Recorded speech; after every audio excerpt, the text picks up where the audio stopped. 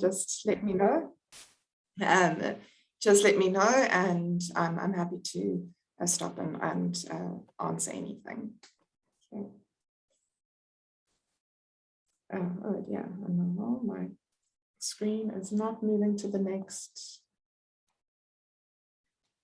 Oh, there we go. Okay, here's my thing. So as Di mentioned, I have a personal interest in diabetes as well.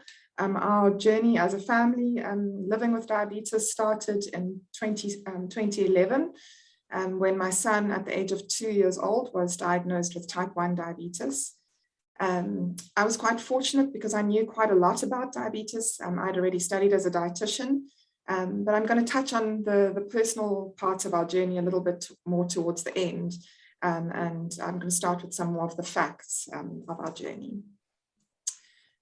So yeah, initially, a lot of people think that, when they hear the word diabetes, they think sugar, they think poor diet, when actual fact, diabetes, this is really not what diabetes is. Yeah, this is really more the reality of diabetes. And so towards the end of my presentation, I also am going to spend 2 minutes just dispelling some common myths around diabetes, and you'll see a lot of this will come into it. Yeah. So yeah, what we'll look at today is all the facts around diabetes, what glucose is, what insulin is, because unfortunately we can't talk about diabetes unless we know what those things are. And for those of you that are in the healthcare sort of environment, I apologize. I'm going to try. Some of it is quite basic. But it's just important that we get the basic facts right so that we can really understand. We'll also look at the different types of diabetes, very importantly, the signs and symptoms. I'm going to touch mostly on the treatment of type 1 diabetes, but we'll talk a little bit about type 2 as well. And then, like I mentioned, I'm going to speak a little bit about what it's like to live with diabetes. Okay, so we can't talk about diabetes if we don't talk about sugar, because even though sugar doesn't cause diabetes, sugar metabolism is a big part of diabetes. So what is glucose? When we talk about in the diabetes world, we speak mostly about blood glucose levels or glucose intake. So glucose is really just the primary source of sugar. So when we eat any form of sugar or carbohydrates, our body breaks it down into glucose. That's the most basic form, and that's what our body uses for energy to run, and all of our bodies require glucose or energy to run.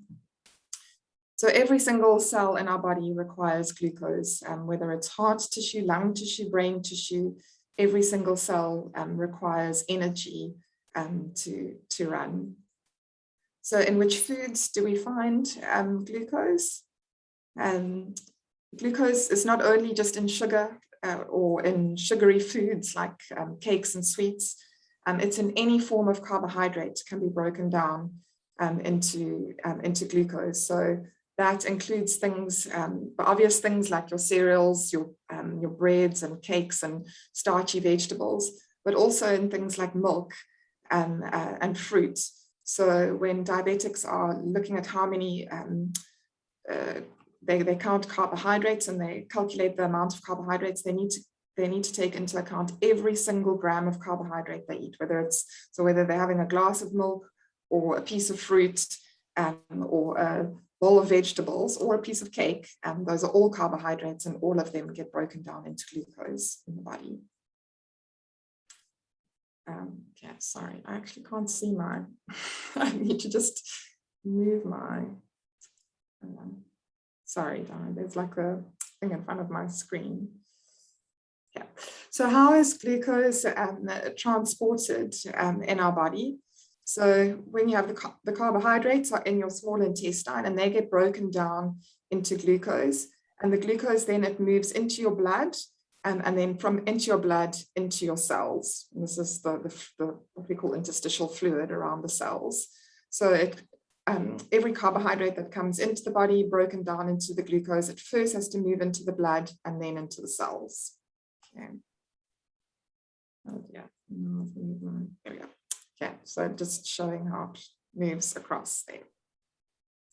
Yeah, and the cells, like I said, where it's used for energy. So now we understand glucose, but we need to get that glucose from our blood into our cells, and that's where insulin comes in. So insulin is a hormone, it's made in our pancreas. It's made in specific little cells called the beta cells. So it's a specific part of the pancreas, and it is carried around in our bloodstream. Okay.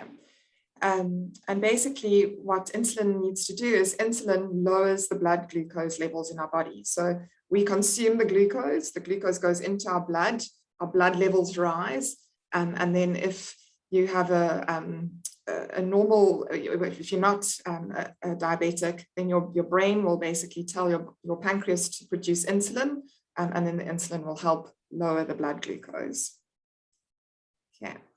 So insulin basically works as a key, and this is quite important because just now when I explained to you what's the difference between type 1 and type 2 diabetes, you'll see why this little key here. So this little key is the insulin. So the glucose binds to the insulin, and the key comes onto your cell, and it locks onto a receptor and opens that little receptor opens the door and allows the glucose to move into the cell.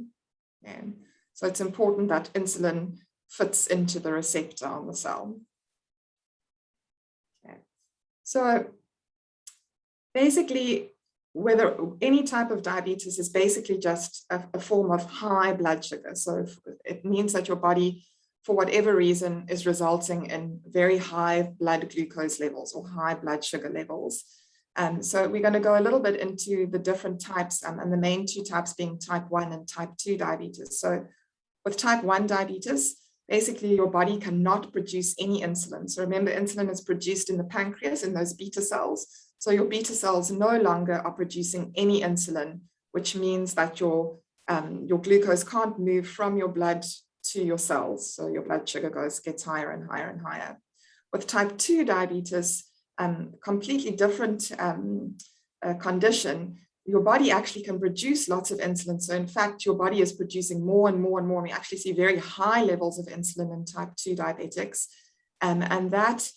But the reason why the blood sugar goes up is that little receptor is not working. So the insulin, which is the key, doesn't fit into the receptor anymore. And it can't allow the glucose to move from your blood sugar, from your blood to the cell. Does that make sense? Okay, so basically your body can't use the insulin that is there. So your blood sugar once again rises and rises and rises, and it results in these very high blood glucose levels. Okay, so many diabetes advocates, they actually really wish that they could name these two conditions differently. I don't think that's really important. I think it's just important that people understand that they are different. So type 1 diabetes is an autoimmune condition. So it basically means that your body's own cells are attacked. So there's an autoimmune response that happens where your immune system actually attacks those beta cells, the cells that produce the insulin. So your body can no longer make insulin. Whereas in type 2 diabetes, the body it's a metabolic condition. And even though your body is still producing insulin, it becomes resistant. And like I said, those receptors don't work. So the glucose can't move over. Yeah, I see there's a comment. Oh, sorry. Is everyone hearing an echo? I see someone says that they're hearing echoes and it's not very clear. Mine is clear. Moira, is it better for you? Just let me know.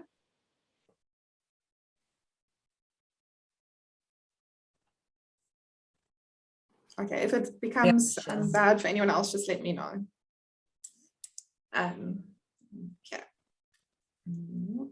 Doesn't want to move again. There we go. Okay, so what are the risk factors and what causes type 1 and type 2? So the exact causes are not really known, other than we know for type 1 that it's an autoimmune condition, which is more than likely a genetic predisposition. And then, so the type 1s are born with a genetic predisposition to having type 1, but then there's usually an environmental factor, which might be stress. We see it often in children when they are writing matric or when there's a stressful situation at home. And then viruses are another very well-known environmental trigger, which actually triggers that autoimmune response. So we've seen now with COVID, we've seen a rapid increase in the number of type 1s that have been diagnosed after COVID. And interestingly, I was actually reading a book a little while ago around some of the early cases of, not early cases of diabetes, because diabetes has been around for thousands and thousands of years, but a couple of 100 years ago, or 100 years ago, there was the first patients that were treated with insulin, and a couple of them were after they had had the Spanish flu. So you can see those viruses are thought to have an environmental trigger. For the type 2s, I think type 2 diabetes, there's a lot of negativity in the media, and we really need to get that right. There's a really strong genetic link for type 2s. And so unfortunately, what does happen is that lifestyle can cause that to come on earlier. So things like obesity and being overweight, having a sedentary lifestyle, that can cause your type 2 diabetes to trigger earlier. But we do see many type 2s that just through age, unfortunately, they do become type 2. And they just need to watch their diet, because there is a very, very strong hereditary link there. Okay, I haven't, something in this presentation that I haven't gone into is there are some other kinds of very, very small numbers of diabetes, something that we call a LADA, which is like a type 1, which is diagnosed later in life. So it's also an autoimmune condition that comes on later in life. And then there's another kind of diabetes called MODY, which is maturity onset diabetes in the young. So that's more like a type 2 that happens in the young, but these are very, very small populations of patients, and they have slightly different genetic links. But our main two that we see is type 1 and type 2, and then also quite commonly is gestational diabetes, and that's diabetes that comes on during pregnancy, which often spontaneously resolves after the baby is born. And also, usually though, those women do have to be careful, because later on in life, they might go on to develop type 2. Okay. So I think probably if there's one slide that you remember from this presentation, this is the take-home one, because this is the one that can save lives. So these are the signs and symptoms for diabetes. And even in today's world, even in very first world countries, even in privileged societies where we have good access to medical care, the diagnosis of diabetes is still missed, and we still have patients that die from misdiagnosis. So, and if we catch it early, it is manageable, and we'll look at that when we go into treatment. So it really is an advantage if you can just catch it as quick as possible. So some of the symptoms to look out for is an extreme thirst, extreme or frequent urination, a sudden weight loss, an increased appetite. You can imagine these people are starving because their cells are not getting the glucose that they want. So even though they are eating and drinking, they are still starving and still losing rapid amounts of weight. Sudden vision changes, so blurry vision. And then in the later stages, you'll see there's like a fruity odor on their breath. That's the ketones that develop, and nausea and vomiting. And then, if it becomes really late, then obviously a coma is also possible. So those are the symptoms to look out for. I'm going to go into how it's diagnosed in a little bit. It's a really quick and easy test. So if you know anyone that has those symptoms, I'd really recommend just popping to a pharmacy or a doctor and having a quick finger prick test to test your sugar. So unfortunately, you can see they're very similar to sort of flu symptoms. So often they are diagnosed as stomach flu. Yeah, so how do we diagnose it? Really quick and easily, if you go to a pharmacy and you ask for a very quick finger prick test, and they will put a little drop of blood into a little machine to see what the blood glucose level is. If it's someone that's really, really squeamish of blood, you can have a urine test as well, which is also really quick and easy.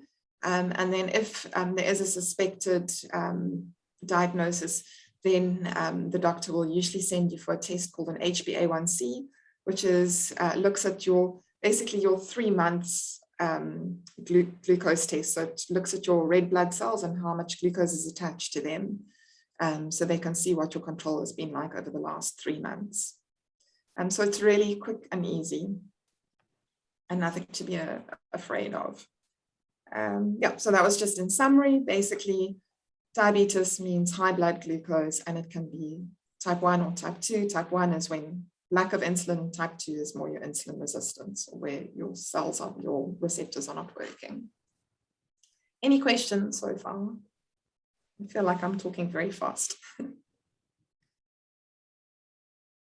Anybody got a question for Michelle so far? You can put it in the chat if you don't want to talk. Yes, definitely.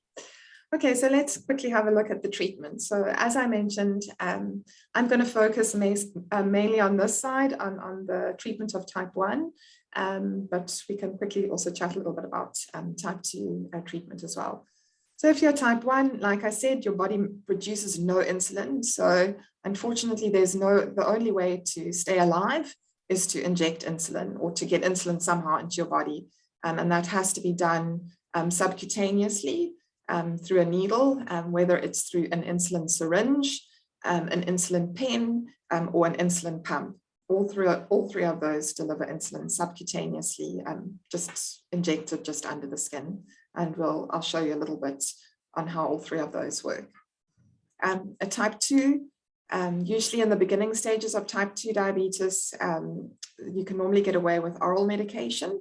And those medications, basically the way they work is they make those receptors that's on the cells sensitive to insulin again. So it's actually really easy. And yeah, that's how it works. And unfortunately, that's why it doesn't work for type 1. So if you're a type 1 diabetic, it's not going to help you to take tablets because your body doesn't make the insulin. So making the receptors work is not going to be helpful. Often, if you diagnose type 2 diabetes early, you can manage it with diet and exercise. But like I said, there's a very strong hereditary aspect to type 2. So unfortunately, usually most type 2s will land up being on oral medication at least. And many, many times, their pancreas has just become exhausted from just overproducing insulin that can't be used. So unfortunately, sometimes they also land up having to use insulin therapy. And there's really no shame in having to go onto insulin. I don't know, I think in the media, there's this stigma that's created around going onto insulin, and many type 2s really try to put off using insulin. And that can really have long-term implications for them. So, you know, if you know someone whose doctors recommend that they go onto insulin therapy, rather get it right. You can live a long, healthy life if you can manage your glucose well. Okay, so MDI is what we refer to as multiple daily injections, and this is what most type 1 diabetics will start using initially. So they will require an insulin injection at least 4 to 6 times per day. So you can see this is the syringe that they would use, or most first world countries, we have access to insulin pens, which are a little bit easier to use. And they will use 2 types of insulin. So there's a long-acting insulin and a short-acting insulin. Long-acting insulin takes care of your background needs. So that's just to basically live. Your liver also produces glucose through the day when you are doing exercise, or your muscles might release glucose, you know, as you're walking around and breathing. And so you will need insulin just to live. And then you'll give rapid acting insulin every time you eat, or if your blood sugar goes up, to do a correction. And then at the beginning, some of you might have heard refer to the picture which I post on Facebook every year at this time of the year. This is basically on this teaspoon over here. It shows 14 units of insulin. So 14 units of insulin is more or less, or let's call it 15. 15 units of insulin is more or less a daily dose for a small child. So my daughter is 9, and that's more or less the daily amount of insulin that she will use. So that little drop of insulin keeps her alive. She can't have all of that in one go because it would kill her. And a half a drop more than that per day would probably also kill her. But she also can't do without that drop, because then she would also die. So you can see it's a real fine act to balance the amount of insulin that you have. Okay. So if you have a look here, this is just how an insulin pen works. You can see you just inject subcutaneously into the fatty layer, and the insulin then gets absorbed into the bloodstream. Okay. It can be a little bit tricky, and this is where sometimes the absorption is different from injection to injection. You get lumps and bumps around there, which make it hard. So that can make it really tricky when you having to inject insulin 4 to 6 times per day to know the exact dose. So it's not just inject, work out how much you need and inject, and then your blood sugars are perfect, unfortunately. And this just shows you the long-acting insulin that I said, and then the insulin that you would inject for your breakfast, lunch, supper, and any snacks. Okay. And then I mentioned insulin pump therapy. So insulin pumps, you can see this was an insulin pump from quite a few years ago, the very first insulin pump. It was a manual pump. It was really just experimental at that stage. No one can walk around with something like that on their back all day. But in today's world, we have these little automated pumps that fit in your hand. They usually just clip on to the person's belt or in a pocket or in a pouch. And they deliver insulin subcutaneously. So you can see this is just another example of a pump. There's a little reservoir filled up with insulin in there, and inside the pump is a motor, and it pushes the insulin out of the reservoir through the tubing, and it's delivered through a little cannula. So this cannula sits on the skin with a little plastic. This is the little plastic cannula. So this infusion set sits on the skin, the little plastic cannula. And it delivers insulin all through the day. So a pump only uses the rapid acting insulin, and it delivers small little amounts of insulin all through the day. And the pumps that we have today work on a very sophisticated algorithm, which has been designed over about 18 years. It took them to design. So it's basically the pump works out exactly how much insulin is required every hour for the person as their blood sugar rises and drops. And it works with the sensor, which I'll show you in a little bit. So as the sensor glucose reading is rising or falling, the pump gives more or less insulin. So it makes managing it much easier, and it's really the closest form of delivering insulin in today's world, other than obviously an actual pancreas. Okay. And so that's the delivering of insulin. The other part of diabetes management that's really, really important is blood glucose monitoring. So there are 2 ways to monitor blood glucose today. We're very grateful we don't live 100 years ago where they needed to do things like boil urine and look at stick a little paper in to see what color it was. Or all sorts of other things that they had to do that was time consuming and really very invasive. So for the last 20 years or so, we've just had blood glucose monitoring, little finger prick tests. So the person would just prick their finger and with a little drop of blood, and they'd put it onto a little strip, and the machine would then tell them what their blood glucose was. So for a type 1, ideally they should be checking their blood glucose at least 5 to 10 times per day. So you can imagine what their fingertips look like. And mostly with children, the doctors will also recommend that you always do a 2 a.m. check just to see what's happening overnight. So you can imagine the very tired parents that wake up in the morning after they've been checking blood glucose all through the night.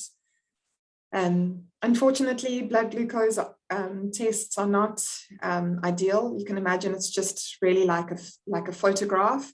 So if you imagine these red dots are 4 blood glucose tests that have been done through the day, you can see he has a blood glucose of 11. So this person looks like they're doing really well, and their blood glucose are basically all in target. But if I had to show you that, you'll see that often what can happen is that in between that, blood glucose can change so rapidly that you get these highs and lows that you actually might be missing, and especially the overnight lows, which are a little bit scary. So with that came the technology around continuous glucose monitoring. So continuous glucose monitoring we now have available to us, which is a sensor, which is inserted subcutaneously again. And this little sensor, it's like a fine, if you have to feel one. That's the only thing about doing things in Zoom. I can't bring you one to actually touch and feel, but it feels like a little piece of hair. So it's a really fine, soft little filament that sits just underneath the skin, and it measures the glucose in the interstitial fluid, so in the fluid around the cells. So it's not measuring blood glucose, but actually these days more accurate than blood glucose. So that sensor sits on the skin anywhere from 7 to 14 days, depending on the sensor that you're using. And there's usually a transmitter that gets connected onto it, and then it will send a signal via Bluetooth to a phone. So you can see this is, don't look at the number because this is an American number, but it would show over there what the blood glucose value is. And that sensor takes 288 readings a day. So basically every 5 minutes it's taking a reading, and then it will give the person an alert. So they will be alerted if their glucose goes too high, and they'll be alerted if their glucose goes too low. And then I mentioned that our pumps also work with this technology. So an insulin pump also can connect with the sensor. So this can be for a person that's using multiple daily injections. So if they're injecting, they could have one that works with their phone. But if they're on an insulin pump, the sensor would send a reading to their pump. So their pump would be able to see what their glucose is at all times. So you can see how much more convenient that is. Our old sensors, they still used to require calibrations. They used to need to prick their fingers twice per day. But now the new sensors that are available don't require any calibrations. So you can think for someone who was pricking their finger 8 times a day to be able to just having the sensor on, what a lot of freedom and a relief of the burden that is for them. Okay. Yeah, so that's a little bit around the therapy. And then just some important parts around the complications or side effects of diabetes. So importantly is obviously the long-term complications. So hyperglycemia, hyper means high, so high blood sugar. So a high blood sugar is not immediately dangerous for a diabetic. They usually can go for a few hours with a high blood sugar without it becoming immensely dangerous. But if they have a high blood sugar without insulin for many, many hours, then they would start vomiting and they can land up in a coma quite quickly. But what does sometimes happen is if you have this high blood sugar, but you're still having insulin in the background, but you're not really controlling your blood glucose, then unfortunately that's where the long-term consequences come in and the long-term complications. And we have macro and microvascular damage. So lots of nerve damage, and that's where you'll see diabetics that have amputations or have gangrene or foot sores that don't heal, a lot of kidney damage, eye damage, retinopathy, which can result in blindness, mental health, and cardiovascular health. So yeah, these are things that if we don't get good blood glucose control over a lifetime, unfortunately, there is damage that can occur, and that's why it's really important to control diabetes as best as possible.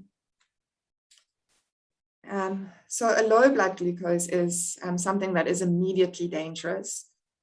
So I mentioned the signs and symptoms were something that was really important. If there's one other slide you can remember for today, perhaps it'd be this one, especially if you know someone that is diabetic. So if they are showing any of these symptoms, being nervous or shaky, dizzy, if they are pale skin, slurring their speech, really acting, actually often, unfortunately, diabetics, when they're having a hypo, often people confuse them as being drunk. That's exactly what it looks like. So if you do know someone that's diabetic and they're showing these symptoms, it's more than likely that they're having a low blood sugar.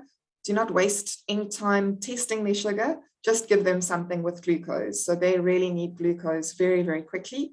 And you can basically give them anything that contains glucose, whether it's some fruit juice, some Coke, some sweets. Just make sure that if you are giving them Coke or juice, that it is full sugar juice or Coke and not something like Coke Light or Coke Zero.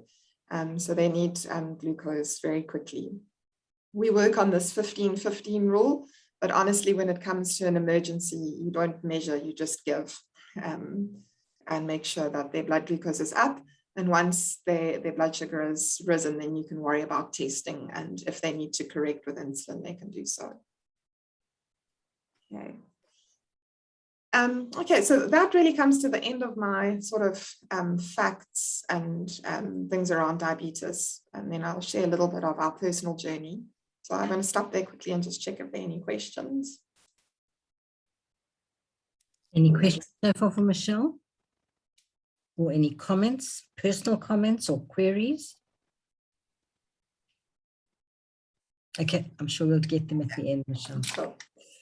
Okay, so I mentioned that, I'm just going to go there quickly for you. I mentioned that when my son was diagnosed 10 years ago, I had studied dietetics. I thought I knew a lot about diabetes. I thought, this is not a problem, I've got this. I remember the endocrinologist telling me, Michelle, are you ready for this roller coaster? And I kind of laughed at her because I thought, seriously, I know everything there is to know about diabetes. You don't need to teach me anything. So I knew that there were 2 types. I knew that it was really rare. I knew that he was going to have to inject insulin for the rest of his life. I knew that we didn't cause his diabetes. I knew that I didn't feed him too much sugar as a child. In fact, he hardly had any sugar as a child. I knew about the long-term complications and hypos. But what didn't I know? So I'm going to read to you a little bit of a blog that I wrote a couple of years ago about, which are some of the things that I've learned along the way around diabetes.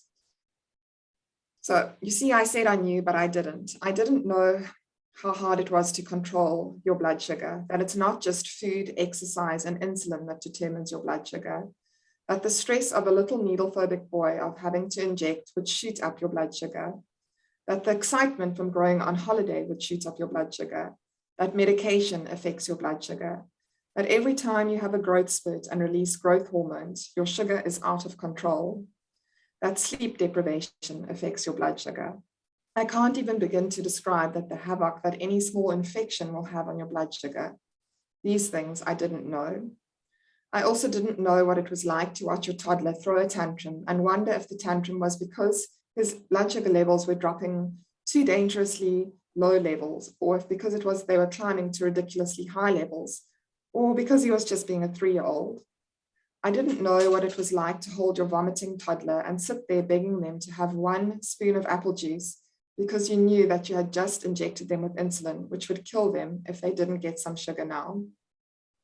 I didn't know what it was like to try and feed a small child approaching a hypoglycemic levels while they were still sleeping, something, anything, milk, apple juice, biscuits, sweets, and pray that they wouldn't choke in their sleep or that I wouldn't lose a finger in the process.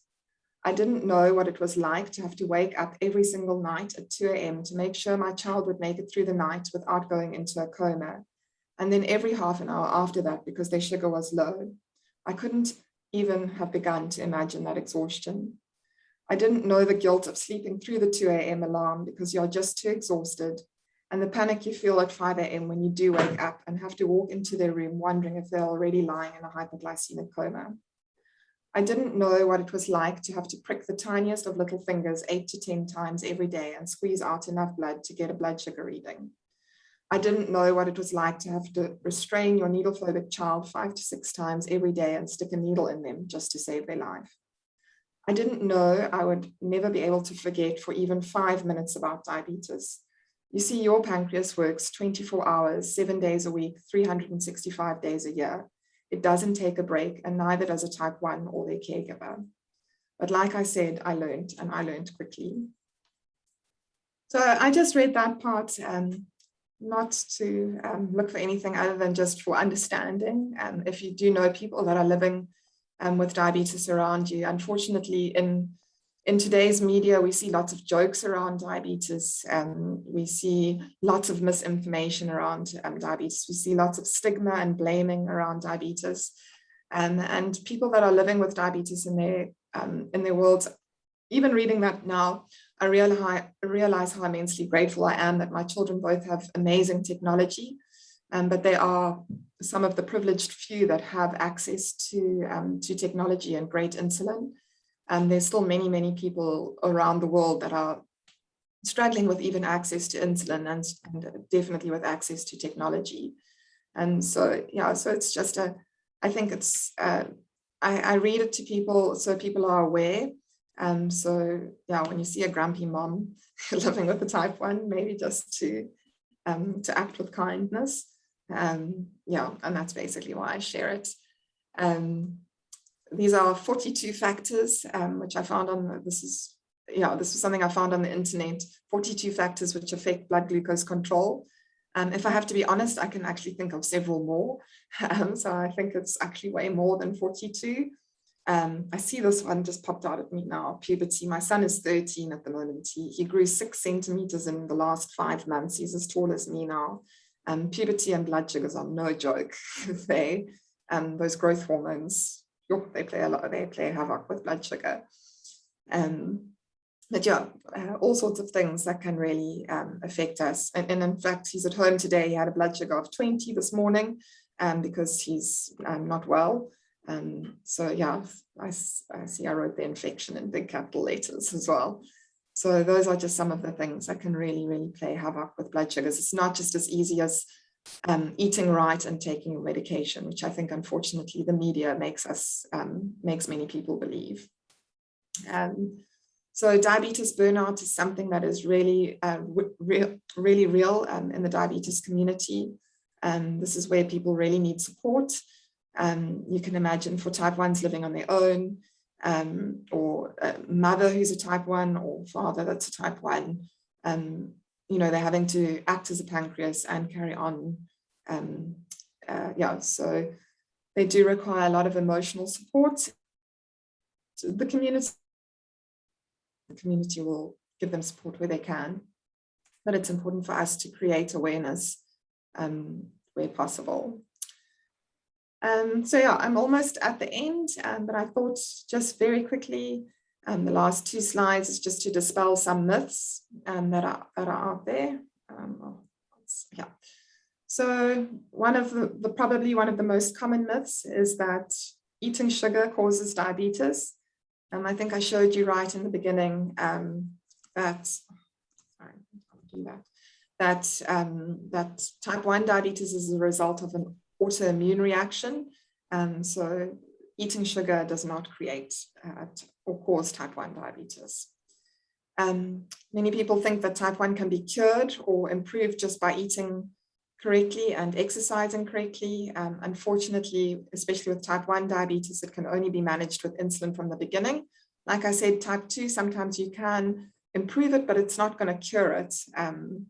but obviously they can manage it a little bit better. People with diabetes can't eat sugar.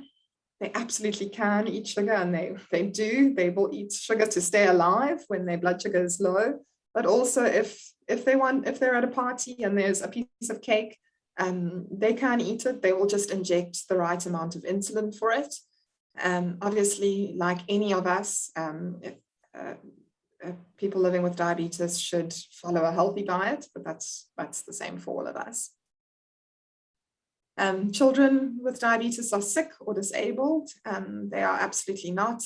They have a condition that requires immense management and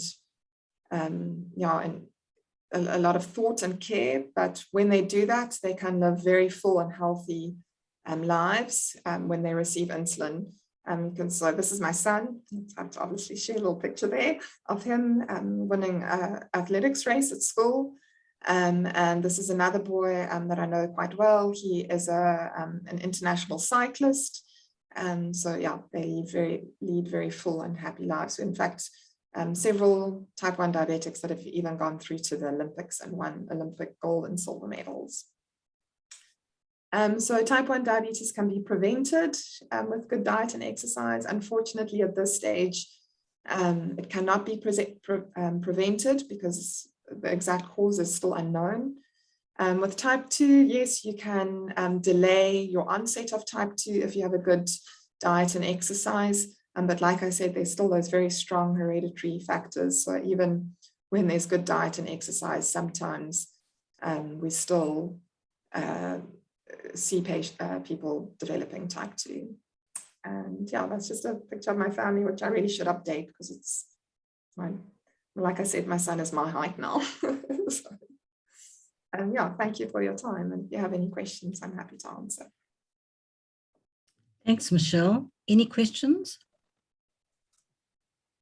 So I'd like to ask something because I've never ever asked you it before.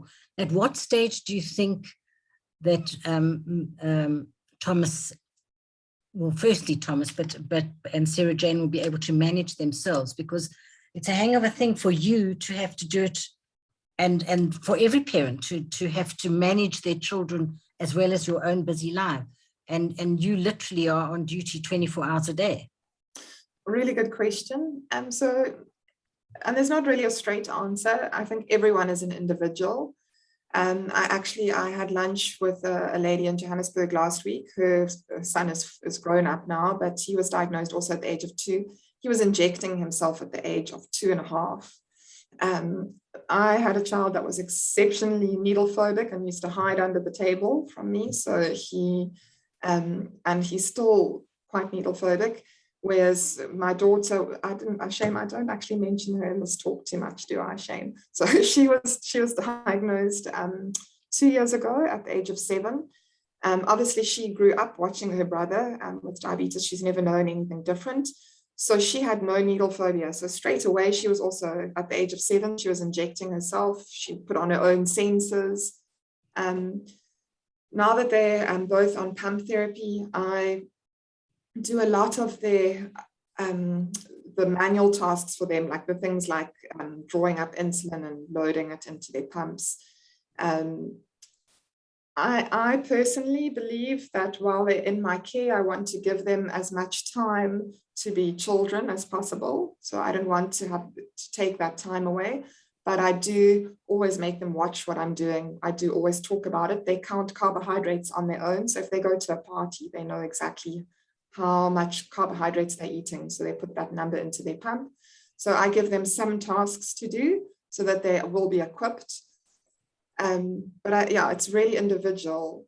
Thomas is going on a cricket tour at the end of the year. So he has said he would like to know how to put a sensor and his pump on himself so that he can go without us. And so we will give him that opportunity. I can monitor them from my phone, so I probably will still be monitoring from my phone because I'm a bit of a type A personality, a bit of a control freak. But yeah, as soon as they can do that, yeah, it's important to teach them the tasks. But yeah, I just want to give them that opportunity to still not have to think about it all the time. But there are children from now that from young age do it all by themselves. Yeah. Okay, I'm sure that we have a couple of diabetics in our midst. If you are wanting to ask any questions or have your questions been answered this afternoon, anyone wanting to comment at all? Michelle, Yes. Shirley speaking. Can you hear me? Yes, I can, Shirley. I've been diabetic since the age of 7, Oh, wow. and okay. I'm now 70. Wow, well done. That's amazing. But you said when they originally started testing, we used the Bunsen burner Yes. and the Benedict solution, and it landed up on the ceiling half the time because you overheated it.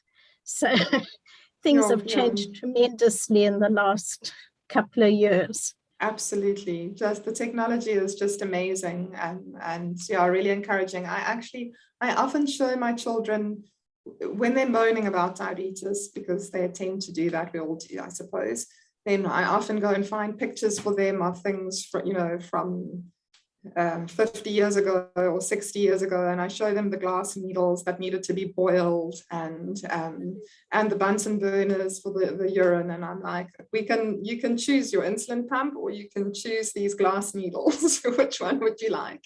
And yeah, it's really fascinating. Yeah, well done. Wow, that's it's really amazing, and I love hearing stories of people that have lived with diabetes for many years, because it's really, really encouraging. It's just a way of life, and we all eat the same food, and Yes. we enjoy a slice of cake, and I do not use sweeteners of any description. If I have to sweeten something, it's got to be sugar, and I don't like anything that's been changed. Yes, we also don't use, my kids just have always learned to drink tea without sugar and things like that. So yeah, I agree with you. It's wonderful.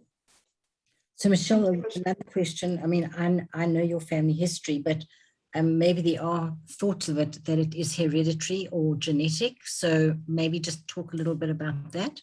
Yeah, so like I mentioned, type 2, very, very strong hereditary links with type 2, but type 1 is different. So it's a little bit, there's a lot of research that's being done. And actually now that my daughter was diagnosed recently, I've been chatting a lot to the endocrinologist, and she's actually doing a lot of research in hereditary type 1. So even within type 1, they think that there are probably different types of genetic aberrations that lead to type 1. And they believe that the younger the diagnosis, probably the stronger the genetic link. So it can be genetic and hereditary. So we do see it passed on, but there are families where type 1 just develops with no hereditary. So before Thomas in our family, we had no type 1 in our family at all. We do have some other autoimmune conditions in our family. So probably more the autoimmune, it's that autoimmune genetic mutation that occurred. And in my children, possibly with my husband Matthew and my genes together, it just came up very strongly. Yeah. Okay, anyone else wanting to add to this afternoon?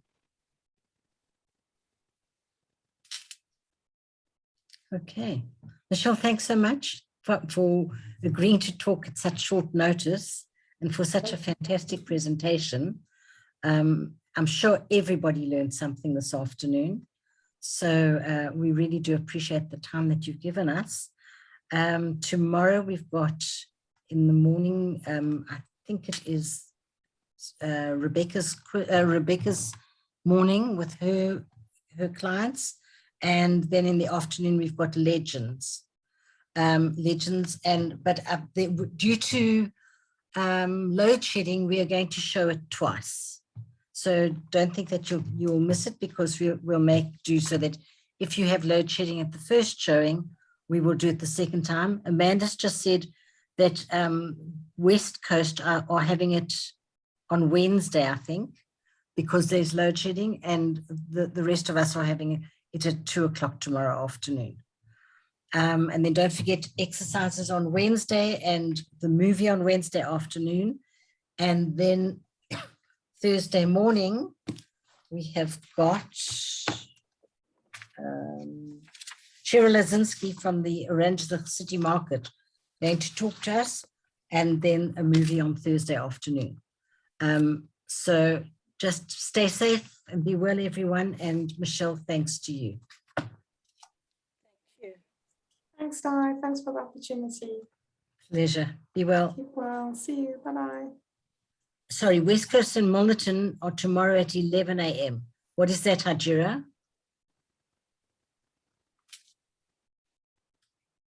For the Legends and Legacies. Oh, for Legends and Legacies. Okay, thank you. Okay, All so right. those of you who've got load shedding, West Coast and Milnerton, we're showing it at 11 o'clock tomorrow.